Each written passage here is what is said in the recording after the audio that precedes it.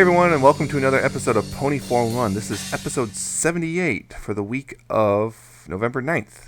So this episode, of course, we're going to talk about Halo 2 all the way... No, we're not talking about Halo. Yeah, it's Halo 2 Day, so yeah, woohoo on that. But anyway, I'm Nemesis, and the dissenting voice, Mr. No Fun here is Alca7raz. No fun allowed. I had fun once, it was awful. And by the time you hear this, though, it should be actually Master Chief Collection Day. So yeah, anyway, yeah, Halo. Okay, I got it on my system, I think. Anyway, so yeah, we get some news, as usual, but we also have a kind of a large topic, kind of pretty similar to one we did before, but on the other side of things, you'll understand when we get to it. Anyway, let's get to the news. If you want to follow along, go to pony411.libsyn.com/show notes. All the links and whatnot are there, and of course more details beyond what we babble about. Start off in convention news. BabsCon will stop accepting applications for panels, events, musicians, vendors, and artists on November 26th. So if you want to do any of those things, get your submission in. Make sure you get it in before the deadline. Yes. Otherwise, well, too bad. So sad. SOL. In other convention news, BronyCon's website has been updated for the 2015 convention, so yeah, go look at their new stuff, I guess. And how many more do they have to do? What are they ending? BronyCon never ends. How many years? Let's see, 2018 officially with 2025 plans. Yep. Yes. In fandom news, the gaming cults have posted a development update for their game Alicorn Princess Blast, with apparently a demo is coming in early 2015, around April, I believe. So, looks interesting in that and hoping it works. Yeah. Apparently, for some people, it doesn't work. Yeah, I couldn't get it to work on my machine. So, in merchandise news, new MLP backpacks have appeared on Target's website. They include Twilight, Pinky, and Dash. They're a new design that has not been seen yet, so I'm not sure how big they are, so... Probably not very. Don't expect to be holding a whole bunch of stuff. I'm talking about it will even fit over your shoulders type big. But yeah, anyway, if you want to decorate your tree or whatever with ponies in the next month or so, more ornaments have been found. Namely, they are Luna and Dash in a 2-pack thing.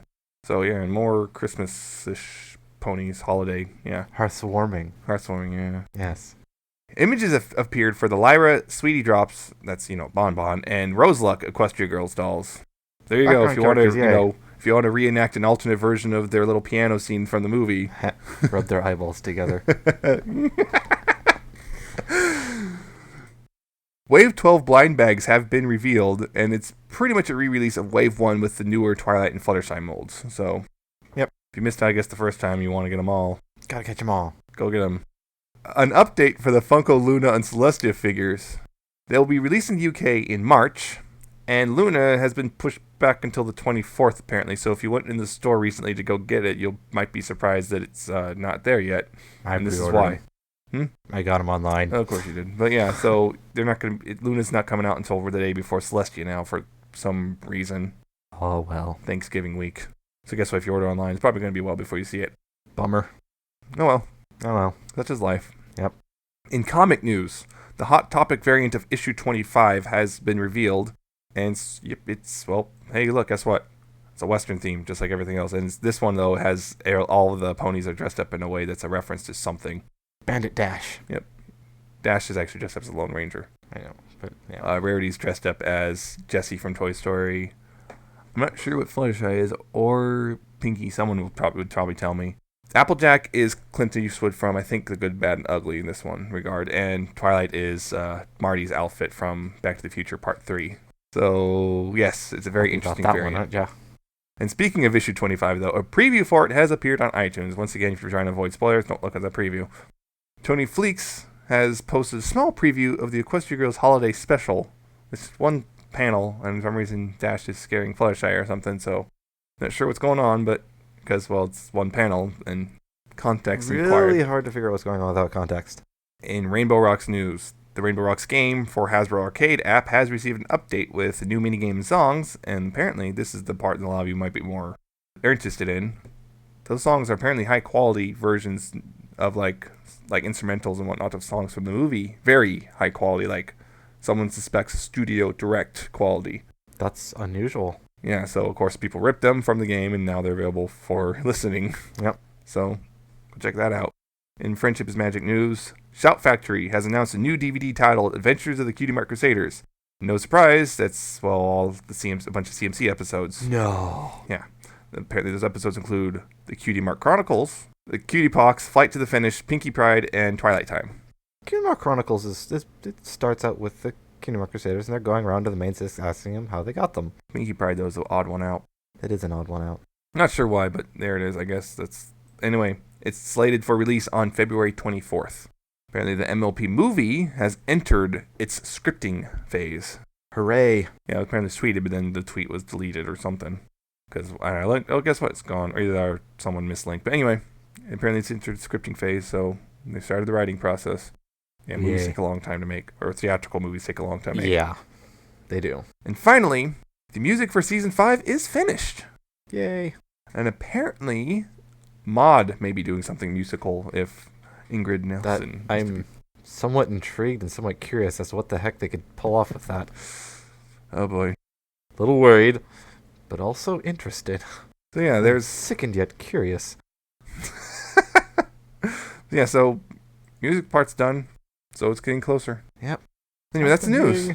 We don't have any other stuff sides-wise, so, the comic was delayed 1 week, apparently, due to shipping concerns, because that was going to be a review, was Friends Forever number 11, but it's been delayed 1 week, and so has issue number 25, so you gotta wait a little bit longer.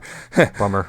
Oh, well. But it might actually be a blessing in disguise, because, well, we have Fan Content Unleashed Part 2 for you. Part 2! What does that mean? More music? No, not this time. This time it's the fanfic side of things. Oh boy, fanfics. Yes, fanfics. Oh god. The worst kind of literary. The worst. Literally the worst. Yeah.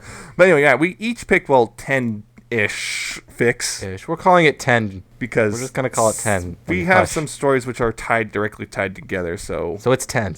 Ish. It's technically 23 together, but... Shh, it's fine. It's no fine. tears.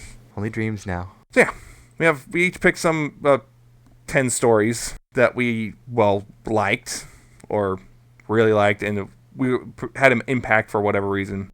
So I guess we should just get started. Just jump into it. What do you got for us? My first fic is Cutie Mark Crusader Corn by Eakin. And the thing about this fic is I wanted to feature it several months ago on an episode, but because of timing of things, we wound up not doing an episode for a while. I believe this was around PAX East time, so it was April. And I never got around to actually featuring it. By the time we could do another episode, it was already too late, and it was really old by that point, so it wasn't really new anymore. Yeah. But basically, in this fic, Twilight's doing a spell after a long night of no sleep and all this stuff, and she's already kind of tired, and she's trying to do a spell. It's kind of difficult, and, the Cutie Mark Crusaders, being the Cutie Mark Crusaders, going to barge in and mess everything up.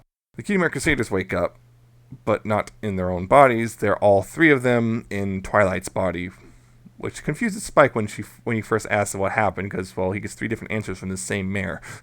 Yeah, that would confuse... some people might be used to that. But yeah. And later on, Twilight wakes up in three different bodies at once, which you could probably imagine that's a little... it might be a little confusing at first. A little confusing, and stays confusing. Your brain's not designed to handle that. No. Anyway, so this fic is basically about the two of them having to deal with this, and I think it was a funny little fic, and that's why I always wanted to feature, but yeah, I had to save it for this. Yeah, I really, really like this one just because it's just goofy, it's believable, it's a nice little twist on the body swap type idea, which is very common in not only fanfic, but in actual children's media. It's a very, very common idea. But I like this, it's a little bit of a twist on that, and it's a little bit absurd. I just liked it a lot. Yeah, I thought it was pretty interesting. It's humorous, it's short, it's light, it doesn't hit huge. I mean, it's a slice of life, basically. Yeah. But, so... It's a funny slice of life. Yeah. It's a good read. I just like the bit where Twilight's, the CMC, she's trying to not go to school because she has to fix it, and, Rarity will not let that happen. Yeah, no. And also, then she has... this one bit, Charlie tells them they're going to do an essay. Yeah, and they all... And she's freaking out, and then it's just a history of the founding of Clydesdale, and you have 2 pages, oh, that's it? Can I write more? She writes 17 pages each, and of course the problem is you got 3... One mind across three bodies. So they have 3 identical pages, and all of that, so it's Charlie immediately assumes cheating is involved, but whatever. Yep. That's one of my favorite scenes. That was a pretty good scene. Yeah, I thought it was pretty good. Not a huge amount I can say about it, because, I mean, it's just a nice light little... This one barely got in for me. So he's got something now, I think. Yeah. Hope. I'm going to back it up with one a little bit different. This is called What If by Linked. It's a one-shot. Short, it's just Dash thinking. It's shortly after the events of the Gala episode. So it was written quite a while ago, actually. It's kind of funny that it was originally a Google Docs. But it's remember just her thinking about the events and just asking her the question, just what if? It's just a question we always, a lot of us have to deal with a lot. So I just liked it because I like the stories that make you think.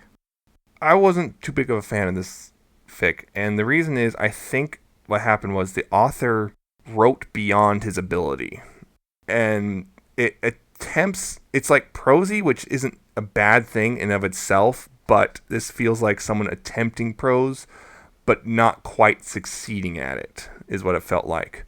It kind of also, there's a couple times where I feel like it kind of got hung up on a couple things, which like felt like, why? But the weird, I do though think it was Dash was in character for this though, which was, so he got the characterization of Dash right, but I don't think the writing style, I think it almost feels like it was almost an exercise for him. He was trying a new style and it didn't quite work, is what it feels like. So I just think that's what it feels like, really, is that he attempted to do something that was just beyond his own abilities as a writer. And that's why I wasn't too big of a fan of it. I personally thought it felt pretty good. I liked the wording and the language. It was very prosy and a bit verbose, but I do have a tendency to like that kind of style, so I guess I was less inclined to think it was outside his range. But although one thing that stood out for me was, it was funny, I think this was part of what I think it was in Dash's character, particularly for post-season 1 Dash, like post-season 1 but before season 2, was she was focused on, when part of the Gala, she was focused on how much it sucked for her and how her friends didn't notice that, even though they all kind of had a bad night. I just found that interesting, that Dash doesn't really get that everyone kind of had a bad night, not just her, but at least not initially. I think maybe initially. Initially, she was like, it's this, why didn't my friends notice? But she kind of works over it, I guess. But she noticed, her initial thoughts are, why didn't my friends notice that how sarcastic my night was? I think actually that line fits within, I don't want to say because it's a really short story. I'm not saying it's bad. I'm saying that it's actually in character for Dash, for to think like that, and then initially kind of, maybe...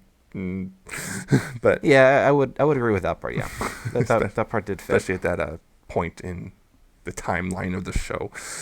Yeah, I'm gonna bring timelines into this. Yeah. Oh boy, no, timelines. But anyway, so yeah, that's my first one. Yeah, moving on. This next one is a very different.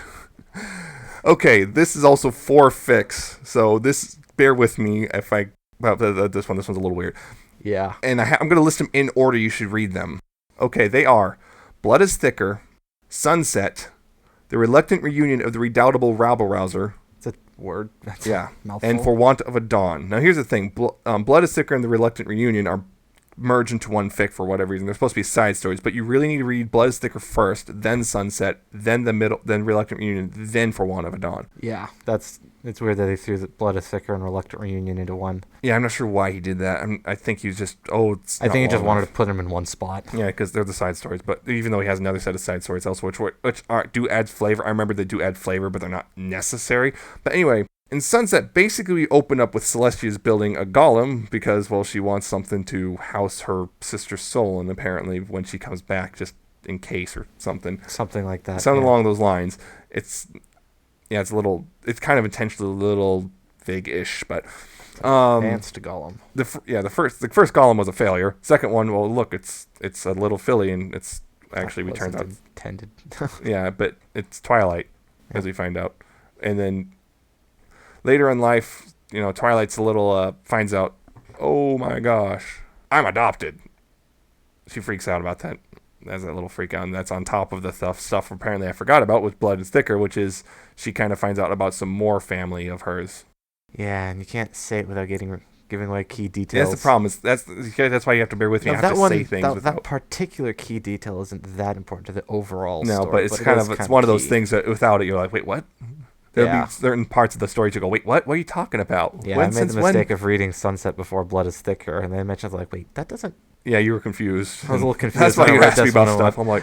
Oh, yeah. I just forgot those existed. But anyway, so she gets all freaked out about the adoption thing, but everything's calmed down initially, but then she starts looking into stuff like, wait a minute, why is this a thing? And then she finds this passage in a book about golems and realizing it kind of matches up with Herb, and she, oh my gosh.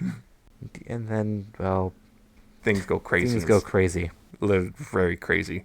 And it ends in a bit of a rampage, shall we say, but things get better. Things got better. And the reluctant reunion, this relative comes back. Yes. And Twilight has to kind of get to know them, even though they really don't want anything to do with Twilight, really. Yep. I mean, it's pretty obvious who it is, but especially if you start reading it. Oh, heck, it's Trixie. Picture. It's Trixie. Yeah, Trixie's her sister, apparently. Adopt, sort of. Her adoptive parents' actual daughter. Yeah. So they're sisters. Just roll with it. They're sisters. They're not by blood because she's a golem. But yeah, the reluctant reunion is basically about them kind of learning to get along a bit, and Trixie apologizing for the crap she pulled in Postbusters. Yeah. So that's a short little one. Then the Wand of Adon is basically kind of a giant canonical what if canonical to Sunset. To Sunset. Basically, if the ending of Sunset went just a little bit different. Just a little different. What would happen. And takes place, Twilight's in the 10 years in the future. Things have gone to crap, and her friends are all broken up, and they're all hate each other now, and all sorts. Dash is dead, and so on. It's a crazy future, and there's a tyrant in charge instead of Celestia and Luna, and it's really long and bit dark. Yeah, it's a bit dark, just a bit. But things go from there, and Twilight's basically the key to ending this tyrant's reign. So, yeah, I can't really go too far without actually spoiling very key details, but it'll make sense when you start to read it. The reason I chose these fics, is one, it kind of had a very big influence on me, particularly just because of what happens in them. It was a thing that was make me go, I like this concept. It was a concept I've liked, and this is a really old fic. If you look, the versions in Fanfiction are not the original postings. This is a very old fic.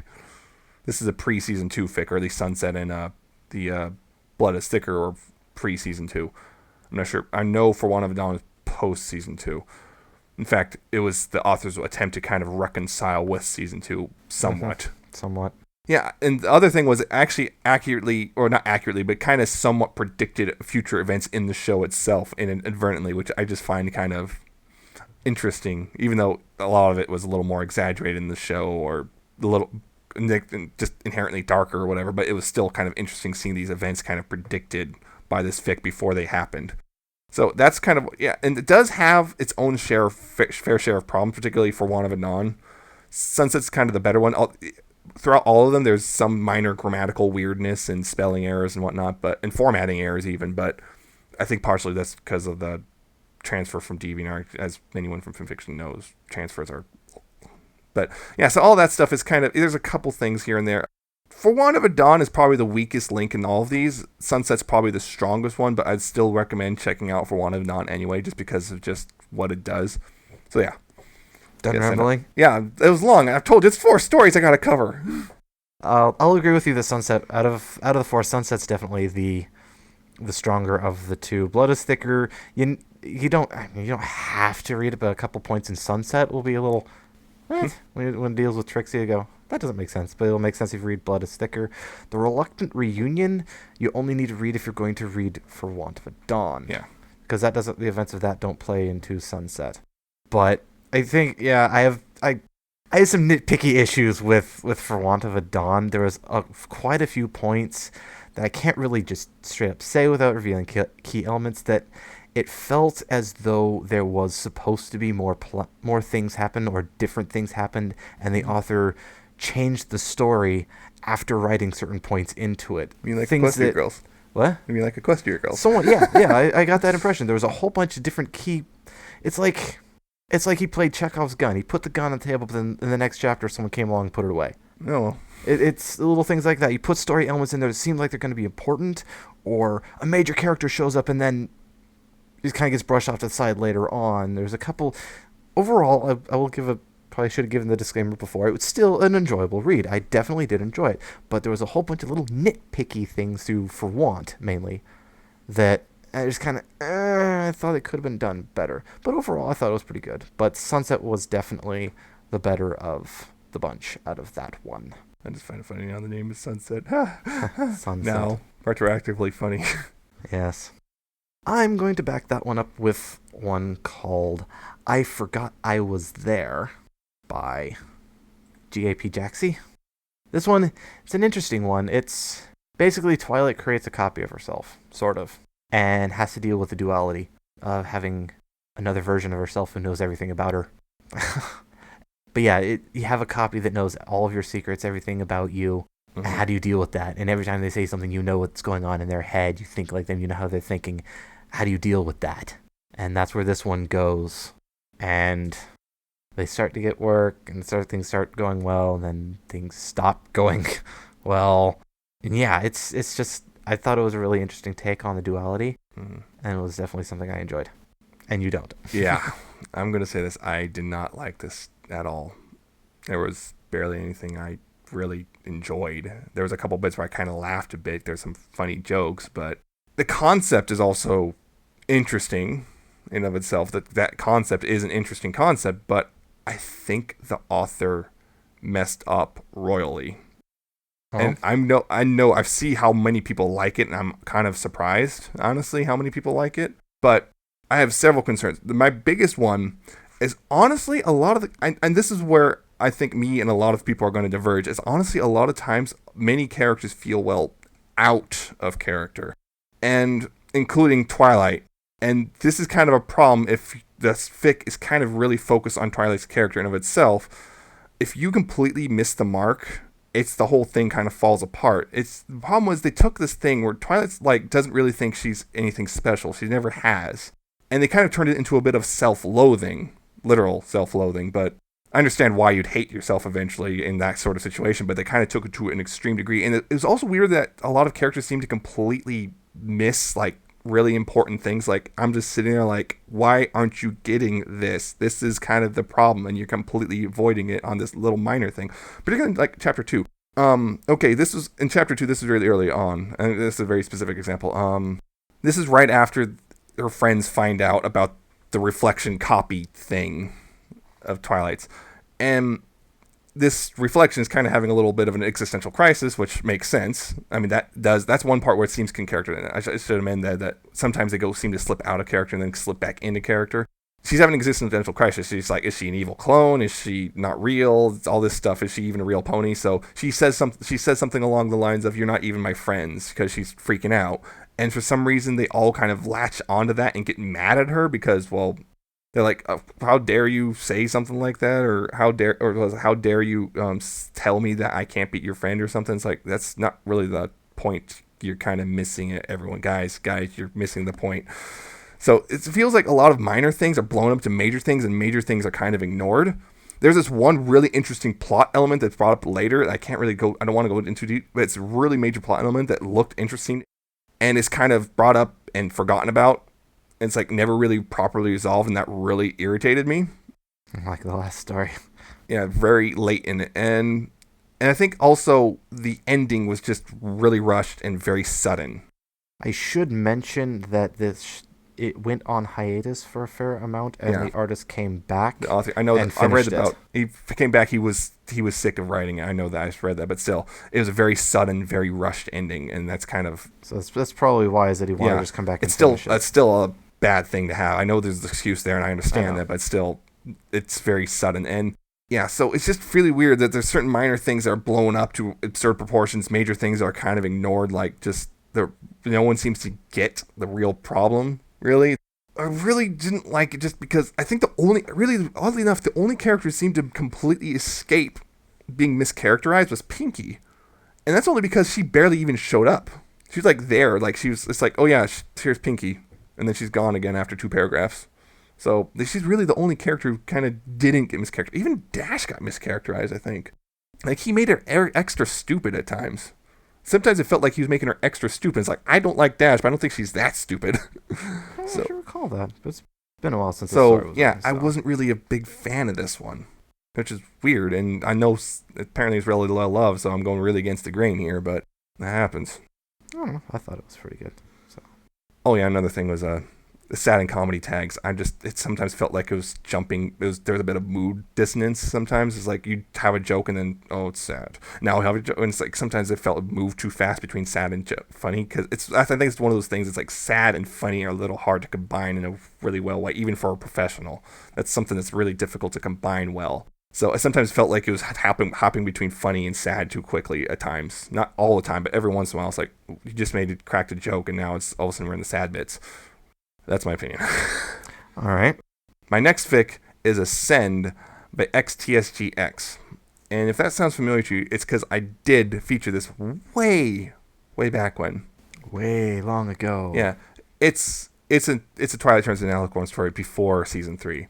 And the unique thing about this one, and I believe I said this last time, was it's more of a tongue-in-cheek take. A little bit of it, not fully in cheek, but tongue-in-cheek a little bit here and there about that at the time was a fairly common story trope, was Twilight like waking up with wings all of a sudden or whatever, and Twilight panicking about it, and there you go.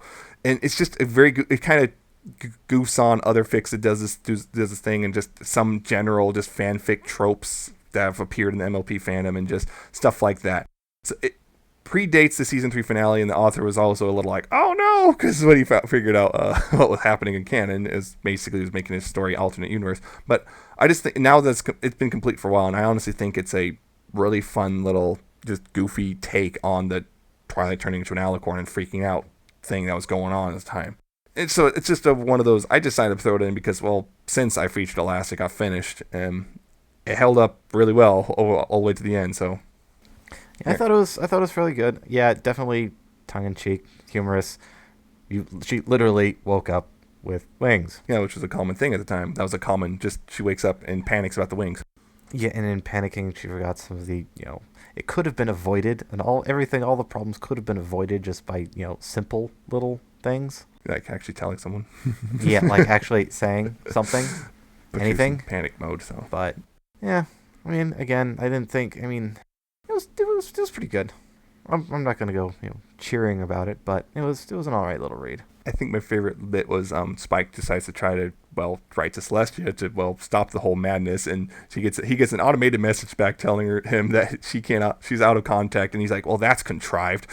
Yeah. Then they little bit of fourth wall poking at there. Yeah. Which I don't mind at all. Yes, yeah, like I said, tongue in cheek. It has a sequel. I don't think it ever got finished. But even references some events in season 3, because again, as he was writing this as season 3 was airing, so things got a little crazy for him. But yeah, still a fun little read. I featured a long time ago. That recommendation still holds up after it finished. So I guess it's just a nice little read, but no, not little. Well, it's not super long. It's not super long on some of the other ones, but it's not. It's a neat read. I will come back with Children of a Lesser Dragon God Boy Whelp Thingy Guy by The Descendant. This one, it was just humorous is what it was. It plays off the dragon code that Spike made. Basically, he actually submits it to the archives, and dragons find it and think it's like super amazing, and he basically becomes their prophet, sort of, and they're trying to deal with all of that. Right. It's very, very humorous. It's very tongue-in-cheek. It's kind of hard to describe there. But the narration on it definitely plays loose with the fourth wall, although the characters themselves don't. Yes. But it's off the wall. It's humorous, but it still kind of tells a nice message as well, especially near the end when things are all starting to culminate or fall apart, depending on how you want to look at it. I just thought it was really, really interesting, a nice laugh, nice thing to read. This fic, yes, it's very absurd. It's funny for the most part. Although there was a line that's like, does this author really not like Alicorn Twilight because they made the little Twilight turn into Alicorn? That's absurd thing. But it was funny. I do think the one problem it has is that it's a little bit too long for its own good. Yeah, I guess it kind of comes to a point where like, you're kind of repeating jokes now, Ken. You could have. I think there's a couple bits where you could have kind of snipped it out and then crunched it down a little. I think it's what, like 6 chapters, 6 chapters, something like that. It's 5 chapters. Yeah, it's 5 chapters. I think it could have cut it down to like 3, and it probably would have been better for it. Maybe 4, but which way, it's just a little bit longer than it needs to be. Kind of over. It's a comedian who stands on stage and kind of, he's funny initially, but after a while he's kind of overstating welcome. He's kind of checking your watch. You're like, I don't think it's that bad, but it's funny, like I said, but it just kind of feels a little long for its own, too long for its own sake. Although the one line, I think my favorite thing was the bit where the dragons start calling Rarity his consort, and she's ejecting, and then they shower with gems and baubles or whatever, and then I'm okay with this. So riding these gems and baubles. Of course, they find it funny. They consider Twilight the virgin. Yeah, but that's funny. Yeah. But yes. And there's lots of noodles. Yes, there's noodles. There's noodles. I guess it makes some sense. It makes sense when you read it. Sort of, yeah. But, I mean, it makes as much sense as you'd expect from the rest of the story. The story doesn't make sense in general. It's not supposed to. Be honest. It's not really supposed to make that much sense. It's kind of its charm there. Yeah. I mean, a completely different mood. My next fic is called Simply Rarity by Somber. Ooh, very fitting name. Name for it, yes. But anyway, this is basically what it opens up. It's Twilight's birthday, and everyone's getting her gifts and whatnot, and also Applejack's apparently getting on Rarity's case about how much money she supposedly has and all this stuff, and how can you be generous and all this stuff. And eventually gets to the gifts, and everyone gives her something, and Rarity gives Twilight a journal to write in, and well, apparently a couple of them are not exactly happy with Rarity's choice for a gift for Twilight, and they start getting on her case about, and she runs out, and Twilight goes after her eventually, kind of, see what's wrong, because she's fine with the gift. She likes it. But Rarity doesn't really want to talk about it, but eventually just gives her a book and says, and basically tells her to read this, and it's basically Rarity's old journal. It's a diary. But she calls it a journal. Anyway, and it's basically chronicling Rarity's life, because, well, yeah. Kind of hard to say more without... Yeah, let's just say... It's pretty depressing at times. It's very depressing at times. And also there's one point where oh, that's really bad. It's so sad. But it's definitely because it was written pre-season 2, it flies in the face of canon. So it's non-canon, but I still think it's a really great read. It's not exactly long either. It's less than 10,000 words. So yeah. Most of the story is the journal entry, so it tells you the story very quick, and there's some stuff they don't tell you outright. It's from its perspective of Philly, but you can pretty easily infer what the hell happened. So yeah, I think it's a really kind of emotional actually. So yeah, there's that. It's definitely it's a good read. I enjoyed it, even though it is sad. I do kind of like the sad stories a bit. I don't know why I do that to myself, but I do. It's definitely a different take. I would not have thought about that idea. I still think if they do a little bit of work, it could still fit in with canon. I mean, I think there's enough room, but you'd have to do a little bit of adjustment. I personally think if don't try, leave it the way it is with an alternate universe. But it's I think the only problem that I can say with it is at the very beginning with how her friends treat her gift. I think they're all of them are kind of jerks. Yeah, a bit. Out of character jerks. The only redeeming fact on that one is that it's one little bit at the very beginning and it's never touched again. Yeah. Although it's kind of funny, Dash gets on Rarity's case, even though Dash's big gift wasn't exactly the most thoughtful either, shall we say. I just don't like how... I mean, even Applejack was a jerk. And it's like, really? But the rest of that, I mean, it's just one little piece at the very beginning, and the rest of it goes into this story about Rarity's life starting from a filly. It's definitely that sucks. Yeah. That really sucks. But it's definitely, again, it's one of those that makes you think. Like I said at the first one I chose, I like those stories. I like those makes you think. So yeah, it's definitely one I'll recommend as well. Go and read it. Try not to cry. Cry a lot. I didn't cry. It was emotional, but I didn't cry. My next one, The Keepers of Discord by Hoopy McGee. This one was definitely, again, it's one of those emotional, sad ones. It was written pre-Discord Redemption, so it was post-season 2. Pre-season 3. Yeah, pre-season 3, that era. It's basically Well, discards a stone again in the garden, but Celestia decides to assign keepers to tend to the garden and to the statue, and to talk to him and that kind of thing. Just get to know him, or try and be there and maintain it. And so he doesn't get lonely. Yeah, so he doesn't get lonely, because there's an idea.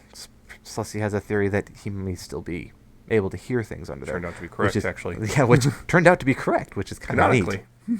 But it's over a couple generations of the different keepers, and some of them don't like being a keeper. Some of them tolerate it. But it culminates definitely with one particular keeper that enjoyed being there, and it actually affected Discord.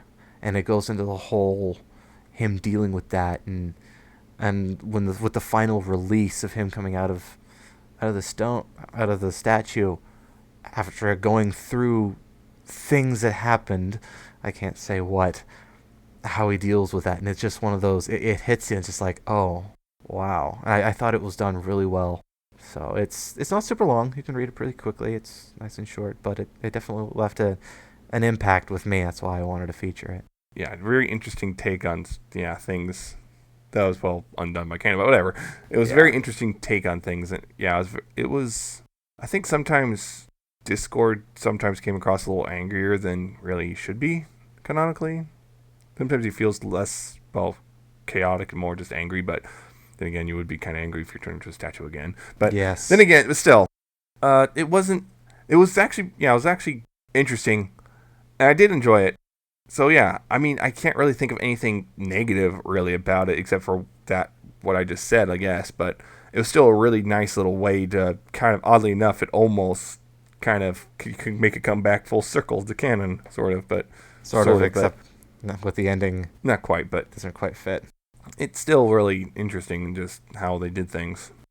Anyway, my next fic is called "The Light Never Goes Out" by Brian Blessed Pony. I'm not going to actually scrape shout that. That's not good. Anyway, so this is going to be an interesting one. It's 2 chapters incomplete, but you really should only read the first chapter, really. That's the one you should read, because it was intended to be a one-shot, and then it kind of the author's like, okay, I'll write more, and then he never really finished writing more.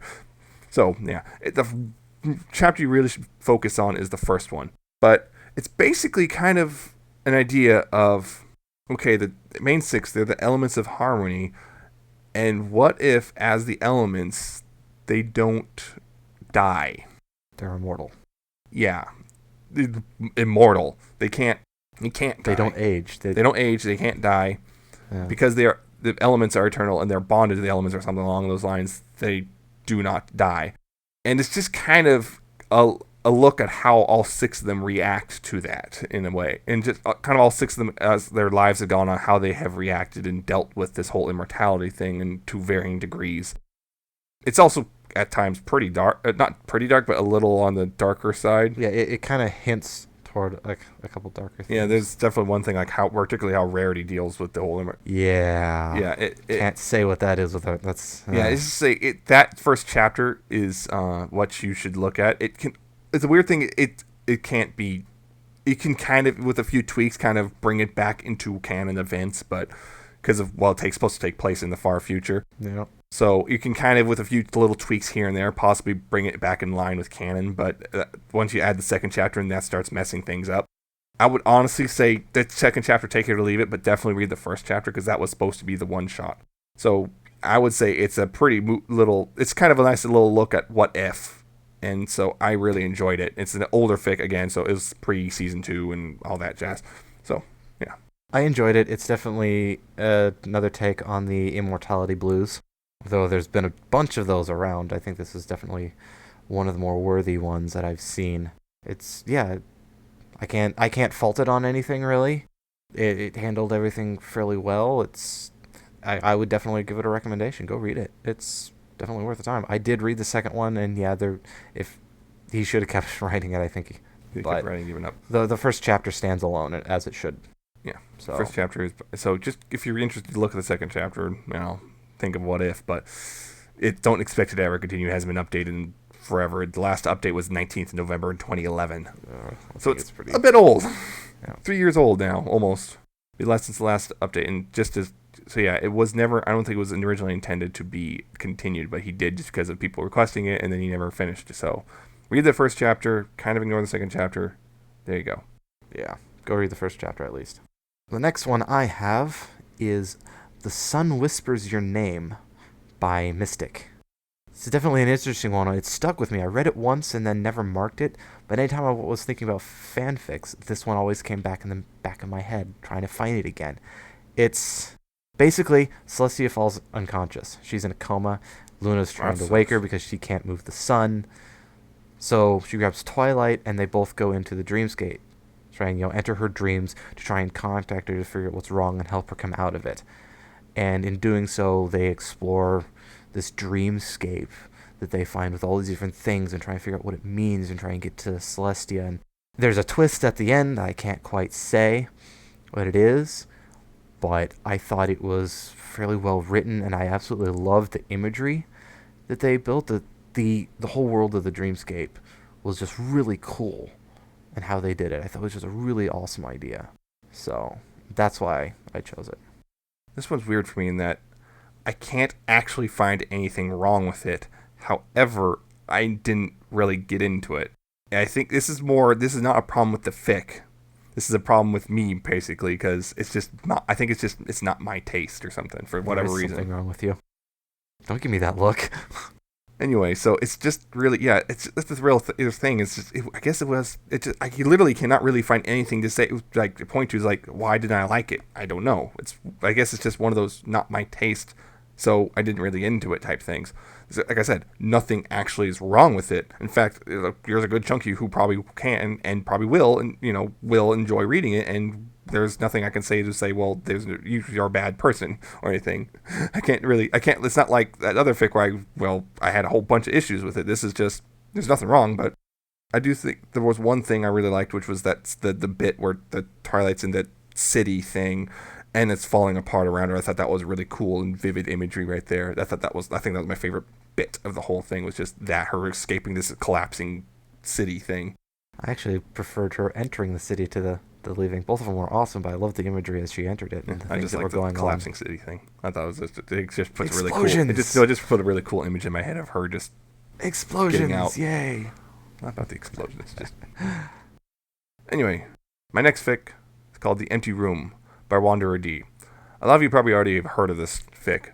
This author too. Anyway, this is a bit of an older fic, and it opens.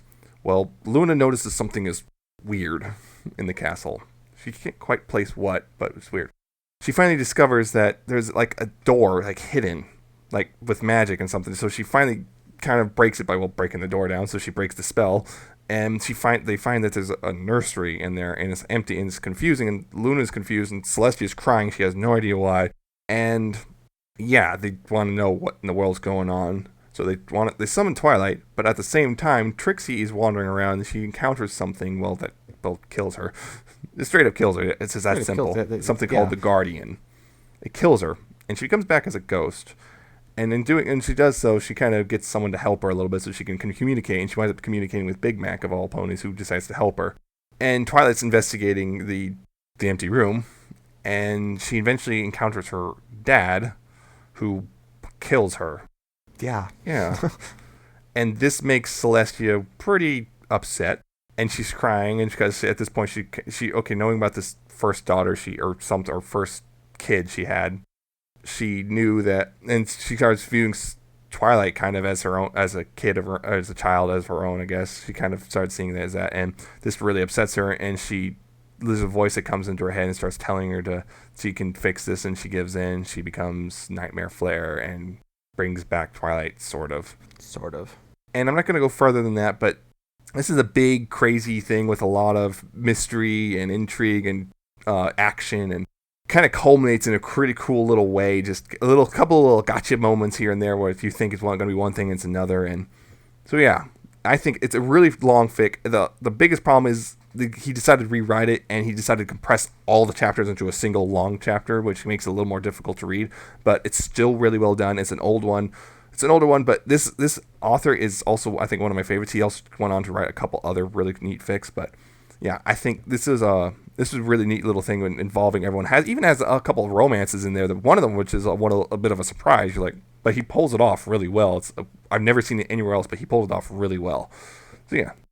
Yeah, I thought it was really well done as well. It's a lot of things going on. It's a very well in-depth story. A bunch of elements I wouldn't have thought about brought into play. I've seen them used now elsewhere, but I think they were written afterwards. I do kind of wish he would have kept doing the rewrite. Yeah, I really wish too, but because I mean, it was really good, and I could probably only get better if he rewrote. I never finished the rewrite, but the original's still there, and it's definitely worth a read. It's if you like big stories, this is a big story. story. Lots of things happening. It touches on some dark. Yeah, it does some dark stuff, but some of it a little bit like whoa.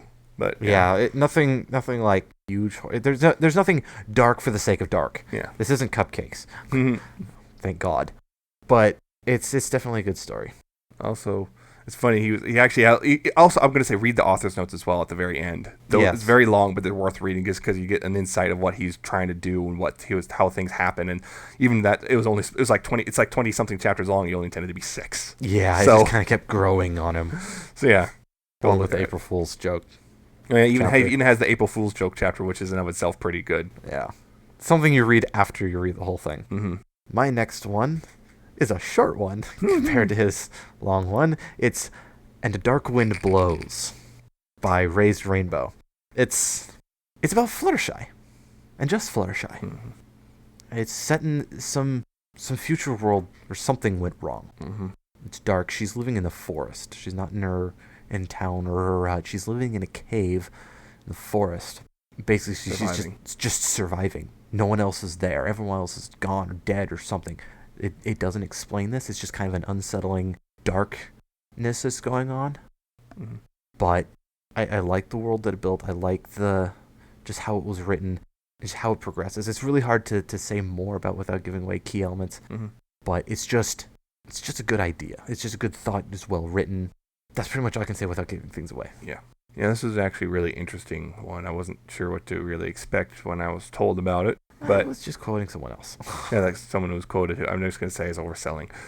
But yeah, this was a really interesting thing. It was really interesting just in that it tells you enough to give you an idea that something went wrong, but he doesn't really tell you anything else. So he doesn't really tell you like what happened to everyone else, what happened in the world at large. Just things kind of went wrong, and it's a much more like I guess personal story in that it's not the overarching where you get to find out what happened or what happened to everyone. It's just the story of one character and what happened to them at this one particular point too, because it didn't even explain backstory. Yeah, it's not even. It just throws you in. So in that it's pretty interesting. So yeah, I would definitely also this is a really good one.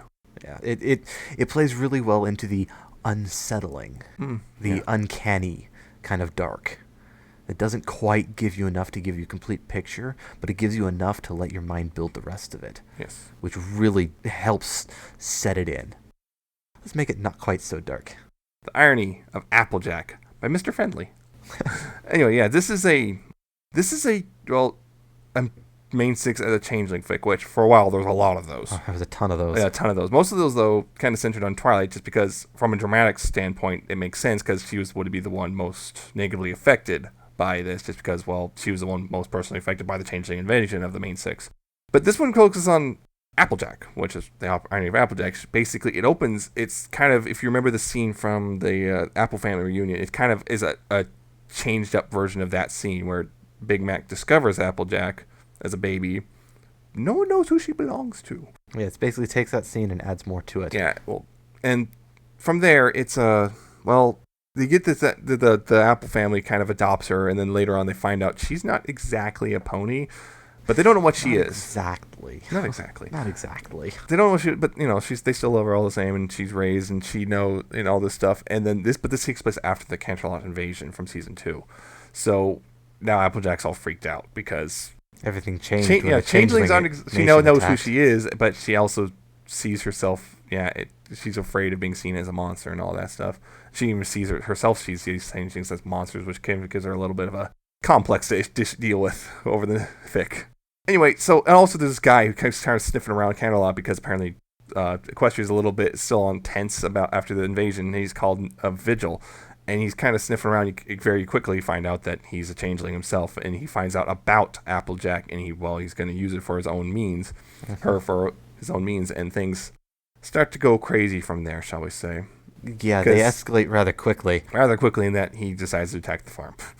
Yeah, not just the farm. Yeah, but it initially starts with the farm, but yeah, things from the end. Applejack has to run, and Rainbow goes with her, and we find out Applejack's past a little bit, and just stuff, and things get crazier and crazier from there. And I think this is one of the definitely actually think this is the best main 6 changeling fic I have read, and let's be honest, the bar is not exactly set high, but there were some good ones. I have read it. Well, there's one about Twilight. There's one about Twilight and Rarity.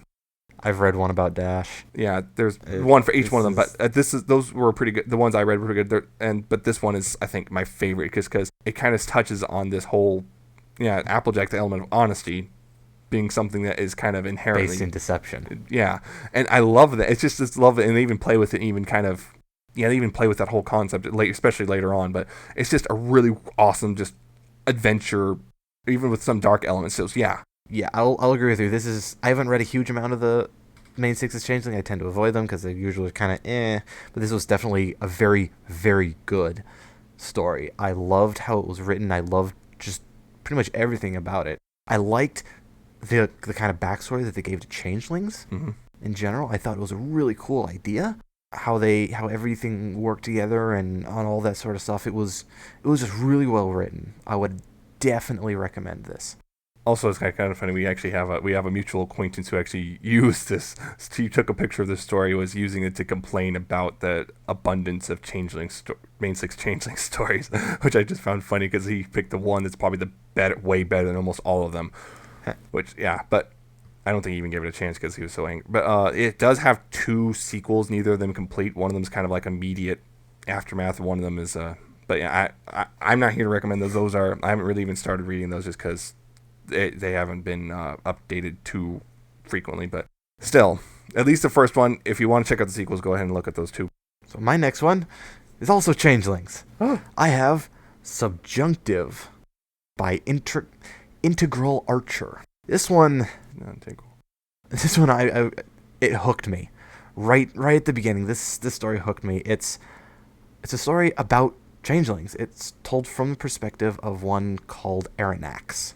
Basically, it starts taking place before the Canterlot wedding. Mm-hmm. Basically, their initial scouting. The changelings it just starts describing their culture and what they do and how they are in nature. And Aranax learns of the lingua franca, the equestrian language, and unlike the rest of his class, he's enthralled by it, and so he starts studying it. Turns out later, when they decide to invade Equestria, he becomes one of the forefront because of his knowledge of this. And he goes over and is just taken aback by it, and he starts trying to learn about it and starts teaching. I can't really say much more, but I love the language. The entire story is based around the idea that language shapes the way you think. Yeah. The subjunctive mood, and I quoted we featured a song a little while back that was based on this, that used that line in it. But the idea, the equestrian language, being English, is based in the indicative mood, which is based on facts and hard-said things, and the changeling language is based in the subjunctive mood, which is based on counterfactuals and ideas and things like that. And just that changes culture and changes the way you think, and it goes into that whole idea. The only downside I think I can give this one is after the first major climax of the story, it starts, the focus kind of shifts a bit, and I think it loses a bit of its drive, and the things that I liked it for kind of lose that a bit, and it starts kind of dragging on till the end. It's not done yet, but I think he has like one more chapter. Yeah, according to him. Yeah, that hasn't been posted yet, but it's pretty well wrapped up as it is, and I think it's going to be finished here pretty soon. Yeah, this story is actually very interesting. I wasn't sure what to expect, really. But yeah, it's very interesting. I do like this whole, hey, look, we're going to tell a story from a character who's come from a completely alien culture And it's weird because this one also gets very somewhat prosy at times, but it does it well. Yeah, this is. I don't want to use this term because it's such a really high bar, so I'm not going to quite say it's this, but it reminds me of Shakespearean. Oh gosh, you just did that. Oh god, I mean, that is a massively high bar, and don't expect that level. This is the Citizen Kane but that's video what games. it reminds me of. It reminds me of that Shakespearean style. But of course, I don't think anything can really. Some things do, but yeah, that's a really high bar to reach. Yeah. This is. It's kind of crazy. I do agree with you in that it does start to drag on after a bit. It feels like it should have ended already, but it hasn't. Yeah. It's like, this is not the end yet.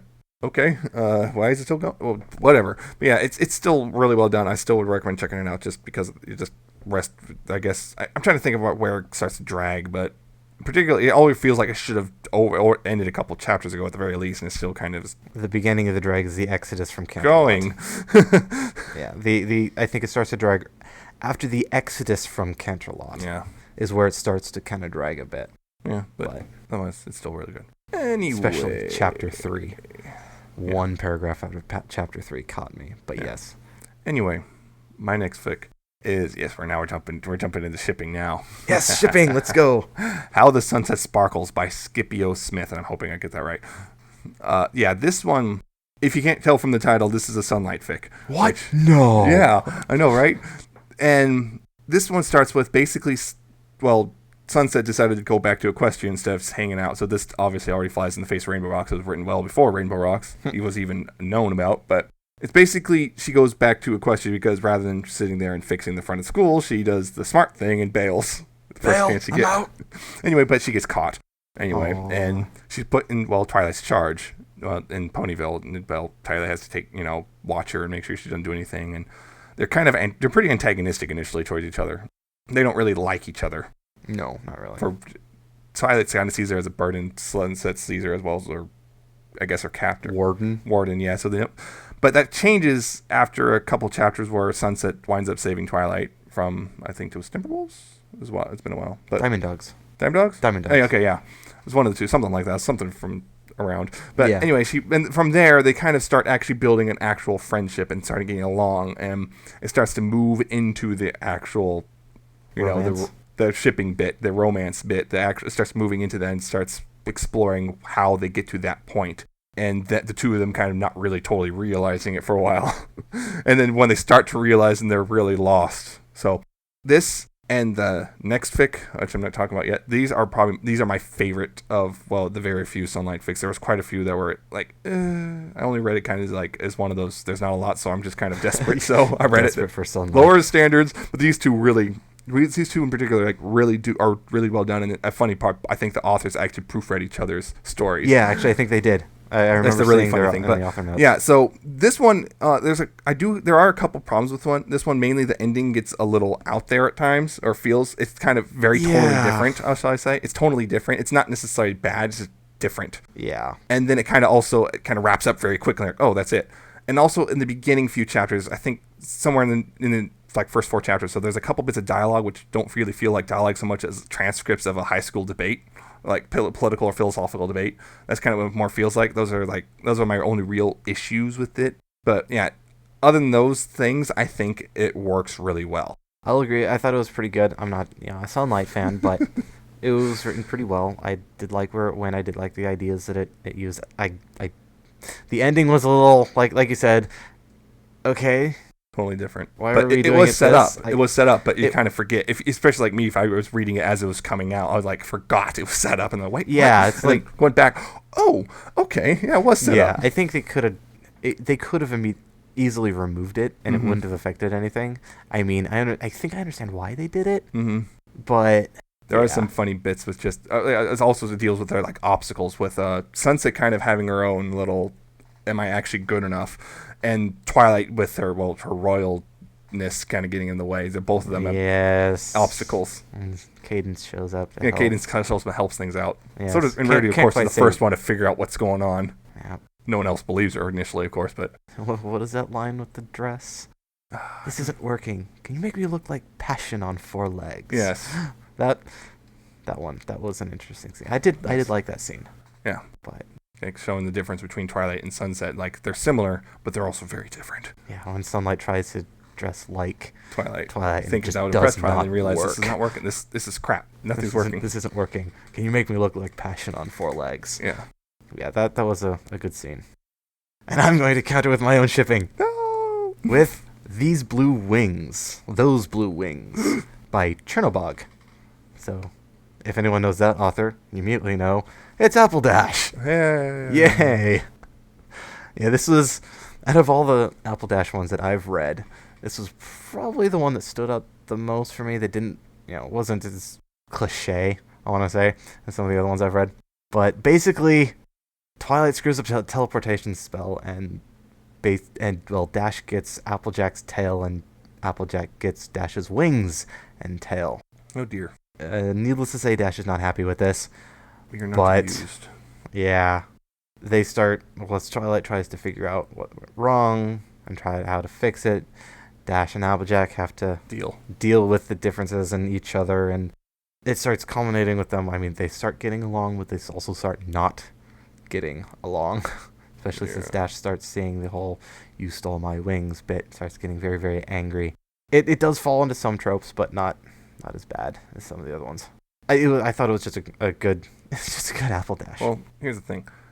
I do not read Apple Dash, really. No, you don't. I'm not really a fan of Dash, as you know, and so Apple Dash is like, why should I read this?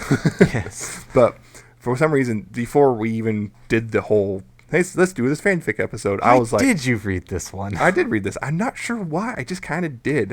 I think it was just, I wanted to see Dash dealing with the fact she couldn't fly. I think that's what caught me. It was like, oh, Dash can't fly. I want to see how she deals with this.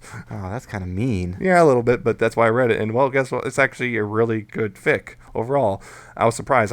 Like I said, I'm not really a huge Apple Dash fan. I think I've said before on the shipping episode where I was like, I don't think they will you mentioned on how they would work. You'd have to have some sort of catalog. This actually was a really well done thing.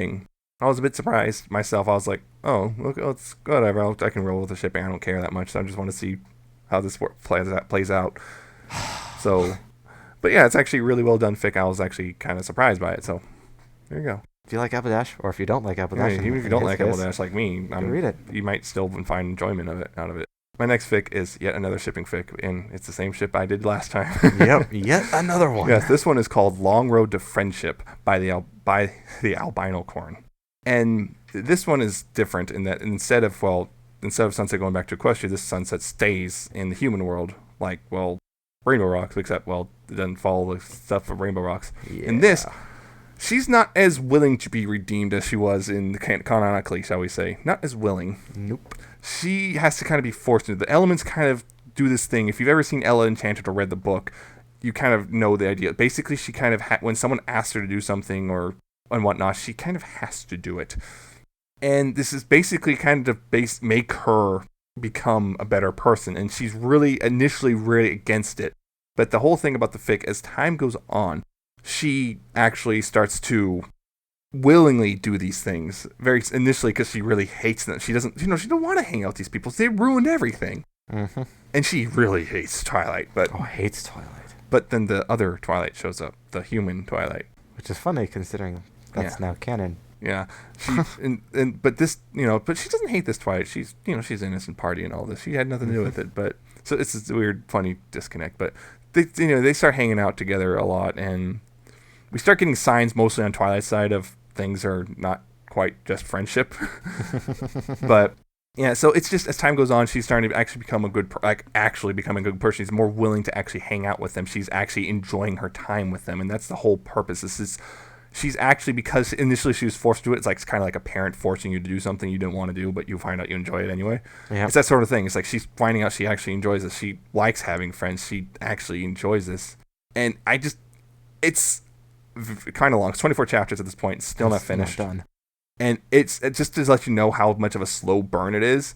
At this point in time, at chapter 24, we are just now getting to Sunset, starting to think maybe the shipping is actually starting to kick in. So, and this is a fic, and the romance is not the primary point. The primary thing is Sunset becoming a good person. The romance is a subplot, but it's really well done, really well integrated subplot. Yes. So I would highly recommend it.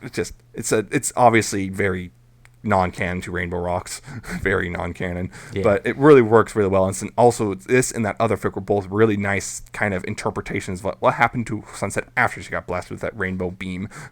What happened to her? And like they're not and they also, oddly enough, kind of share a few elements of the canon version, but definitely not at all identical. But definitely a few little elements here that's shared. So yeah, definitely check this one out. Yeah, I'll echo that one. Definitely a worthwhile read. It's, again, I'm not a Sunlight fan, but I mean, I don't have anything against it either. But it was a good read. It's definitely an interesting take on the whole idea. So I just also like the disconnect Sunset has in her head between the two Twilights. Like initially she really hates Twilight. Basically, she's like taking all of her hate, instead of piling it on all of them, she's piling it all on one Twilight. Yeah, the Princess Twilight, which even that she starts to lighten up on. Mm-hmm. So as she starts. Although my two favorite scenes so far are there's a bit where Twilight goes to someone for advice, and you probably, knowing who Twilight knows, probably guess who. She's Pink. Yeah, Pink. But it's just she goes to her for advice, and the other scene is where there's a bit where Sunset and Twilight are in a mall, just kind of hanging out, and she accidentally spills her milkshake on Sunset, and in a desperately effort trying to clean it up, and then starts babbling when she realizes what she's touching. Yep. I like that. She's babbling, and just can't stop talking. And then Sunset's like, shut up. Yeah. Definitely worthwhile read. It's staying on my watch list, that's for sure. So I get updates. Wow. So it's a good story. My next shipping fic, because shipping for shipping, is, well, it's actually 2 stories, but one's just one story that goes into, hey, you did 4. I can do 2 in one. This is Dreams and Disasters by Quillery. You should read Vanilla Twilight first. It's not, strictly needed, but it sets up. Recommended. Yeah, it sets up Dreams and Disasters. This is Twidash. Oh no! Yay! Twidash. I actually like that better than Apple Dash. But yeah, basically Vanilla Twilight starts out, Dash is lonely, basically. That's what it is. And she goes to at least just talk about things with one of her friends. Unfortunately, it's late at night, and her friends are all asleep. Except for Rarity, she's falling asleep at her desk, so it doesn't bother her. Except for Twilight. Of course. Twilight is up. Starting the stars. Star seeing, yeah. Yes. Because apparently Luna has something planned special. So it's going to go join her. But cloud cover comes in from the Everfree Forest. Man. So Dash is like, just grab what you need. Grabs her. And they go up to Dash's place, which is above the cloud line. And they go and watch the stars. And Dash develops feelings and writes a letter to Celestia. Mm-hmm. And that's where that one ends. And it picks up for Dreams and Disasters, where Celestia gets the letter and it's intercepted by Cadence. Cadence being Cadence. Schemes. Shipping intensifies. Yes. Schemes and sets it up so that apparently there's an annual book exchange that Celestia does with various different nations in the area. She's busy, and with Cadence's help with scheming, decides to have Twilight, who's an Alicorn now. I don't think so. No, she's no, still this was before that. Yeah, she's still Unicorn in this. Yeah, decides to have her faithful student do it for her. It's good to get her out, and she can bring all of her friends if she wants. But Cadence has it set up that only Dash seems to be available. All of a sudden, the rest of them got either a bunch of orders or a bunch of things all of a sudden came up, and they weren't able to go. Insert evil laughter here. Yes. So the rest of the story is Twilight and Rainbow Dash going across the different nations across the world to do these book exchange, while Dash is going, oh crap, why did I send that letter? Trying to deal with these newfound feelings for Twilight that she has no idea how to deal with. Twilight being mostly naive to the whole thing, and just them just learning to get along, and all through that, all the different adventures that they go through. I thought it was big on world building. I love some of the lore that they brought up, some of the things that they brought up. Just the different places that they went were just cool. And I just thought it was really good for that. That's why I picked it. This is actually an interesting fic, and it's a weird one that I think the guy started writing it before the season 3 stuff, but just kind of rolled with it. Like, well, can't do it. It's like, I'm sure, of course, her being an Alicorn probably wouldn't have actually changed things that much, but still. Probably not, but. Because he was actually, since he was doing this stuff on official royal business, it really wouldn't have affected stuff that much, except for the ability to fly. But yeah. Anyway, it's an interesting one. Surprise, Twidash is very popular, but Yeah, this is an interesting fic, and it does do a lot of things, including, hey, backstory for Dash Mm-hmm. particularly where Dash comes from. This is where her family comes from. Yeah. Where her dad comes from. But yes. Yeah, it's just, yeah, it's interesting, and it's also very long. It's very long. Well, not very, very long, but it's a longish fic. It's long enough to call it long. It also takes it a while to actually get to the point of, oh, hey, of Twilight kind of starting to figure stuff out. But yeah, that takes a long time, I believe. So yeah, it's still a really nice read, though, and it does have some interesting stuff in it beyond the shipping. Yeah, there's one point that I kind of feel really bad for the author. Mm-hmm. There's one particular scene on the train where they meet the author of the Daring Do books. Unfortunately, yeah, in canon, we had no idea who the author was until the week after he submitted this. Yeah. So it was like, put this up, and he gave it a different name and a griffin, and then the week after the official show gives a name and character. It's like, oh, that sucks. Oh. The week after you submit, your canon gets wrecked. Yeah, kind of sucks. But you do. Fanfic is always in that position of possibly being wrecked. Anyway, I'm on my last fic now. The last one. This is it. This is the last one. And this one is a big one. It is called The Immortal Game by Aesthetic B. Did this have if you're a long name? time, what?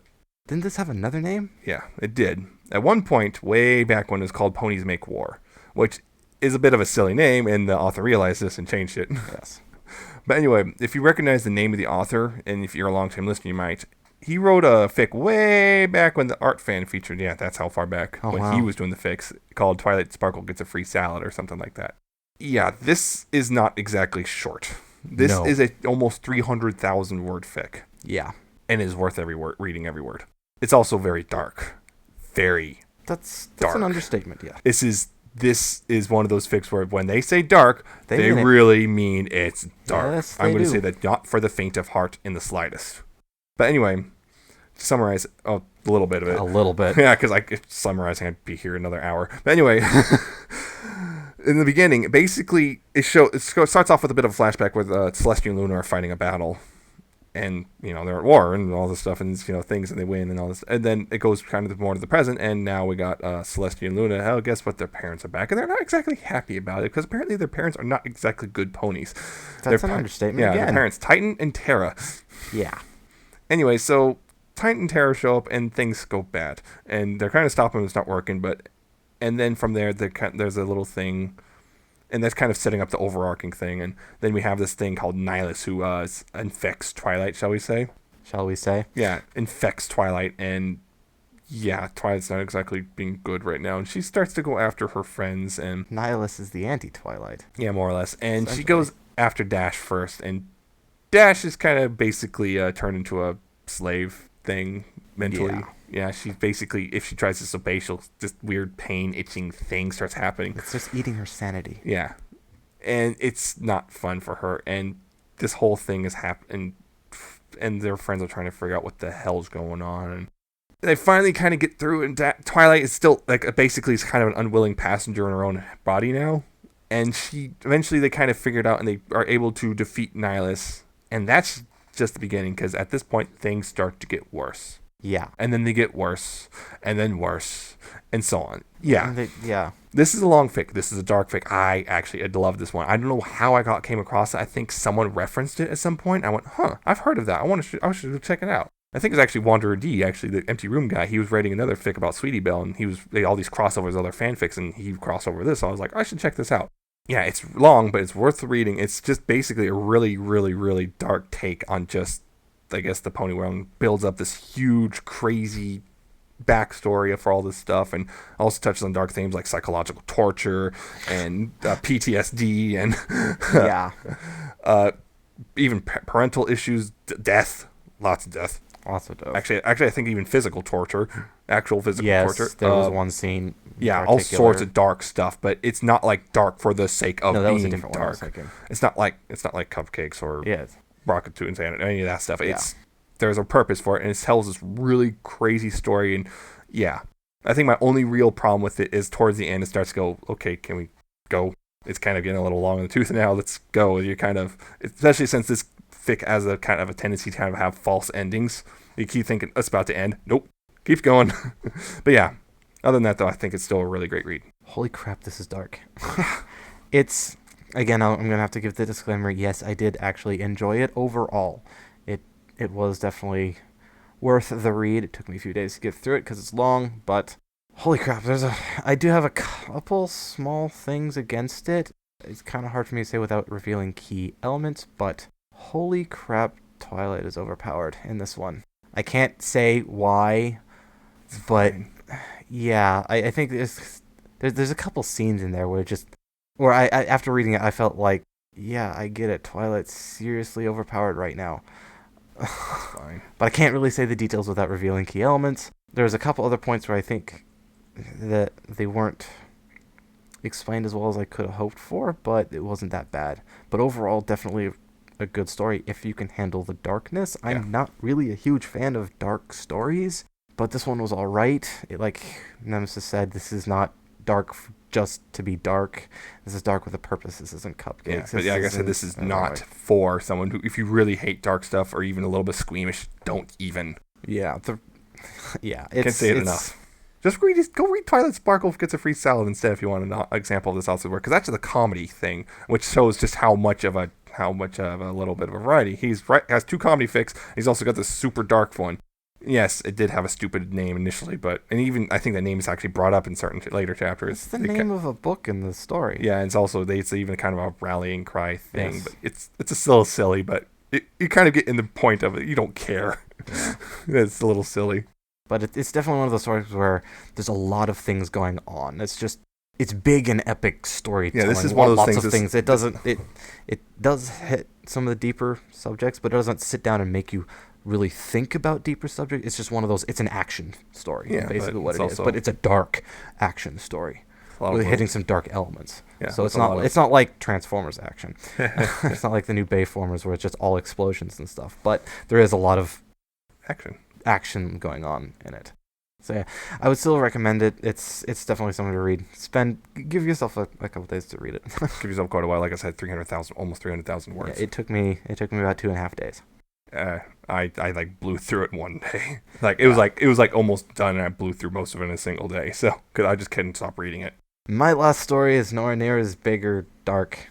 It touches on a couple dark things, but nowhere near that kind of level. So let's lighten it up a little bit with my last one, which is My Little Alicorn. Basically, Luna wants to prank Celestia to get her back on a bunch of things. Use a spell to turn her into a filly that she found in a book. Turns out it affects alicorns differently, and she's stuck as a filly permanently.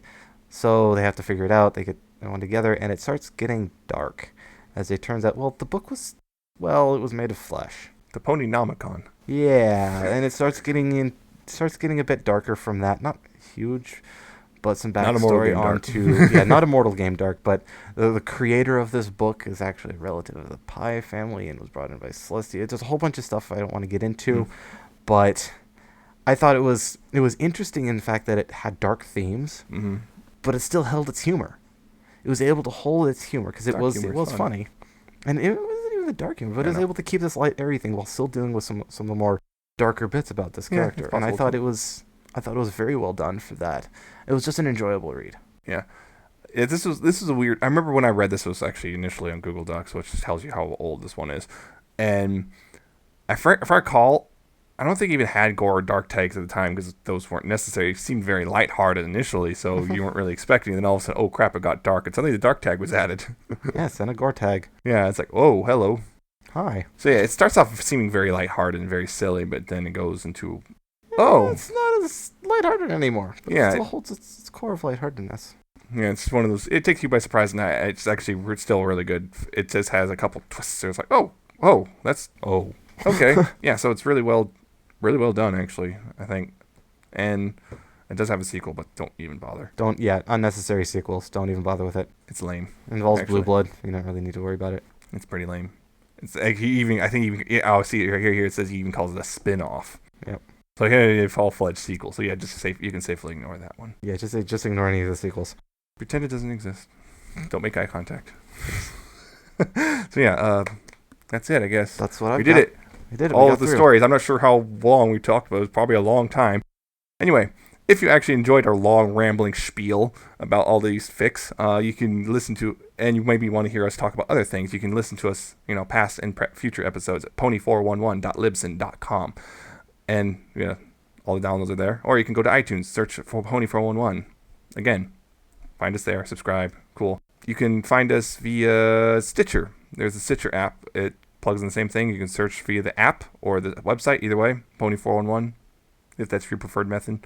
You can also watch us on YouTube. There's youtube.com/pony411. All our podcasts are there for streaming, all that stuff. You can listen in another tab while you're doing whatever. You can listen to us on Ponyville FM every Tuesday nights. Talk Tuesday, 9 p.m. Eastern, 6 p.m. Pacific. And so you can like us on Facebook, facebook.com/pony411. Like us, see the new episodes as they come out. Cool. Or you can go to Twitter, twitter.com/pony411 or at pony411, whichever. You know which way. Retweet about stuff, new episodes, all that jazz. You can also email us, pony411podcast@gmail.com. Of course, you can also go to our personal Twitters. He's at Alca7raz with an underscore at the end and 770. I'm at Nemesis Prime 1. You'll probably see me tweeting a lot about Halo, if anything. Yep. For the next few days, weeks, months. I don't know how long it'll go. Yeah, so there's that. That's it for this episode. Join us next week. I'm not sure exactly what's going on, but things will happen, I guess. I hope. So yeah, till then though, please pony responsibly, guys.